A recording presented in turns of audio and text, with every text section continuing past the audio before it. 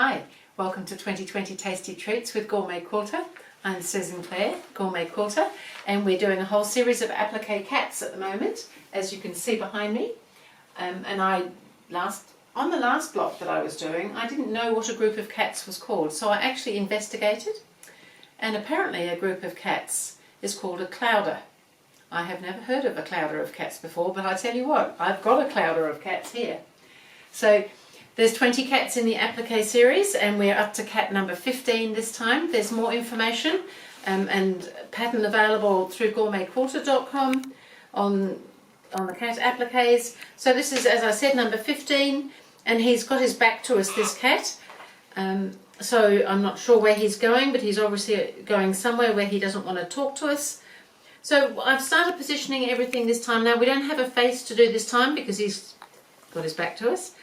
But we will do some little whiskers coming out the side because they come out wider than the cat's faces.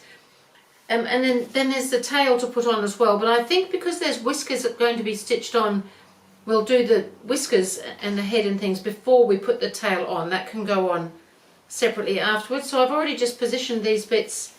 So we'll just iron them in place.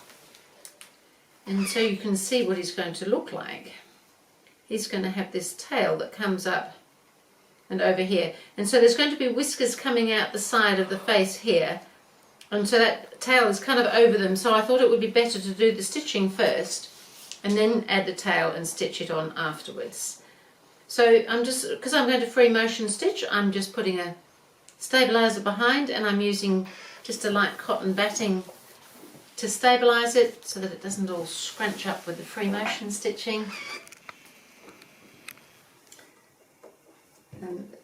So I might start and do this head first, the back of the head and the whiskers.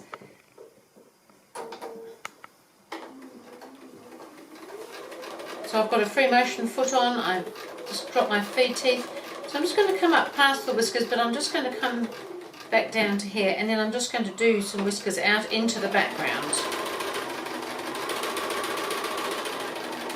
Just adds a little bit of interest.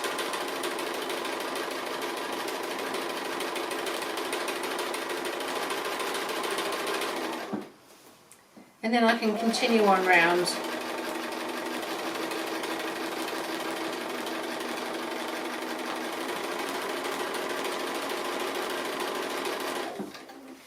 And do the same on this side as well.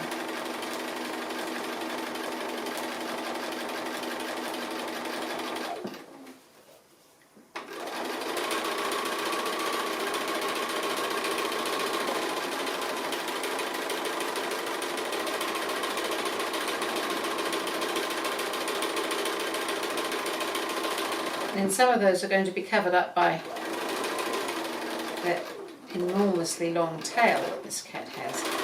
But I'm going to come around and do all this stitching first, all the way around here. So this is very straightforward. I might just continue on with this, and I'll come back and show you the tail. So I'm on this very long, very curly tail. I've decided that this cat thinks he's very important. He looks very important even from behind. And he's got this very long tail that is obviously obeying his wishes and curling around very nicely.